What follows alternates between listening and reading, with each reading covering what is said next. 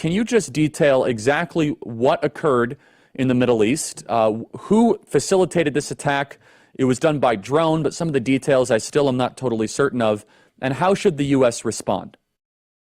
Yeah, this was by an Iran-backed group. The one that took credit for it was called the Islamic Resistance of Iraq, also associated with Kataib Hezbollah, which is one of many umbrella groups that's supported and financed by Iran. For sure. They're literally all over the region. They have taken credit for this. They have been attacking us substantially throughout the region since I think the 17th of October, which they expressly say is tied to our support of Israel and their battle against the Palestinian people, the way they view it. And so they have been launching over 160 attacks since that time. One finally got through, and there is still remaining some uncertainty as to exactly how it evaded our defense systems, even though it came in apparently when one of our drones was there. But it found its way into the living quarters, and most of those troops probably never even knew they got hit. They probably were killed in their sleep. And now then, of course, and I've been warning about this for literally months, actually years, arguing that our troops in Iraq and Syria do nothing to defend America. They're not providing a valid anti-ISIS mission, which the administration claims ad nauseum incorrectly.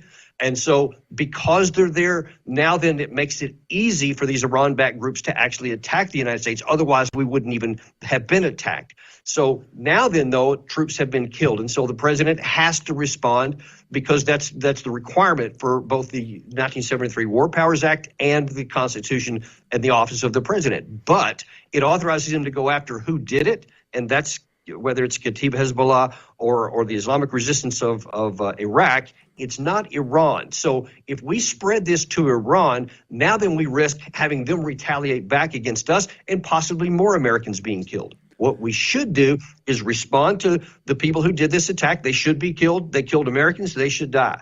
But then we should withdraw our troops and get them out of that harm's way, reposition them elsewhere in the region so that they can be protected and they're still useful for our security in the region. That's what we should do. But I'm afraid what we're going to do is we're going to go in and we're going to hit a lot of Iranian assets. We're going to stir up a hornet's nest. They're going to retaliate. Then we're going to have to retaliate back again.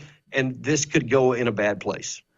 So just make sure I understand correctly. So these were troops in Jordan. Is that correct? They were on the Jordanian side of the Syrian border, literally just right across the border, where they were basically a logistics hub for our Al-Tanf base in Syria. Okay, and so when you say hold the people who did this accountable, do you mean the drone manufacturers? Because there's some evidence that goes back to Tajikistan.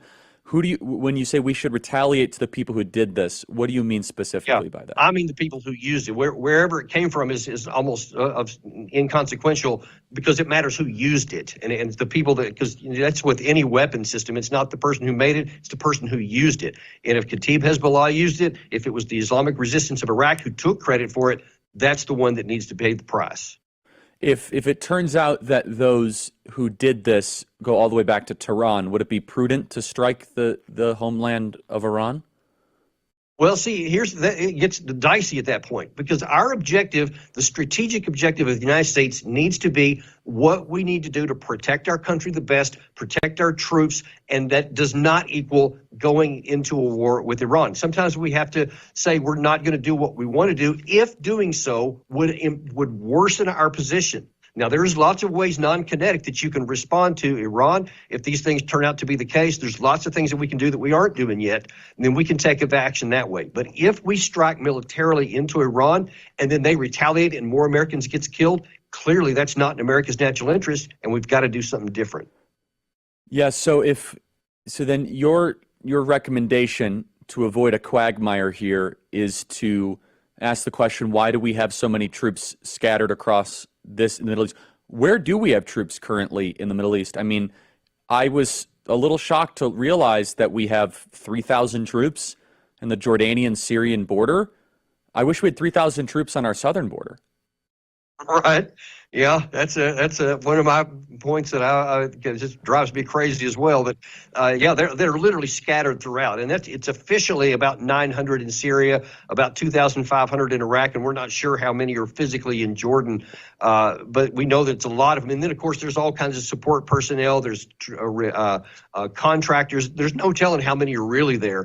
It's a lot of Americans that are there, though, and there is no valid reason for them to be there. They should have left in 2019 after we dismantle the ISIS infrastructure and where they had holdings in both Iraq and Syria, which succeeded under President Trump. They should have been withdrawn then. They weren't. Now all they are is a target for these guys to hit them. And I'll tell you, whatever Biden is going to do, whether it's tonight or tomorrow, whenever that turns out to be, if we don't do anything to get the rest of those troops out of there, it's just a matter of time until they get hit too. I can assure you this will not deter those groups from attacking. It's not going to stop anything. And if we don't get our troops out of vulnerability way, then this is probably going to continue on. This is not going to stop it. So let me ask you, you said Biden is going to respond aggressively. We don't really know yet how he's going to respond. They're being rather opaque about it. They're using generalities that we reserve the right to do whatever we want to do, however we want to do it. What are your sources telling you specifically of how the United States military plans to respond?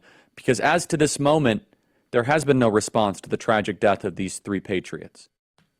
Yeah, and these things take time, and I'm actually okay with them taking a little bit of time to make sure that they are thoroughly vet their intelligence sources, make sure that we know what we're doing, that we don't go in half-baked just to have an emotionally satisfying shot here, which could actually backfire or maybe even not actually hit the people that did it. So I'm okay with that. I'm also okay with them being a little opaque. I don't want them to signal what they're doing so that the bad guys have a chance to defend themselves. But what I expect that they'll probably do is to have a series of attacks, not just one off, because that's been one of the big problems and why we haven't deterred all these groups up to this point. Even though there's been 165 attacks on our people, there's only been 15 responses, which means most of the time we do nothing, which only encourages them to do more.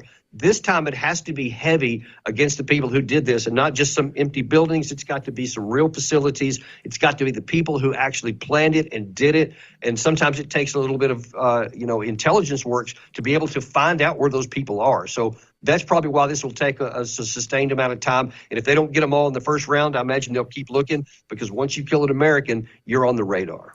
Has the Iranian Revolutionary Guard taken credit for this, or is this mostly They have via not. proxies? In fact, they've done the opposite. They said they had nothing to do with it. They said that they do fund some of these people, but they said that they don't have operational control. And as far as that goes, it's probably accurate. They probably don't have operational control. They have loose control, and a lot of that's by what they get from Iran. They can either give or withhold certain things. And, their fingerprints are on this, and I don't think anybody's disputing that.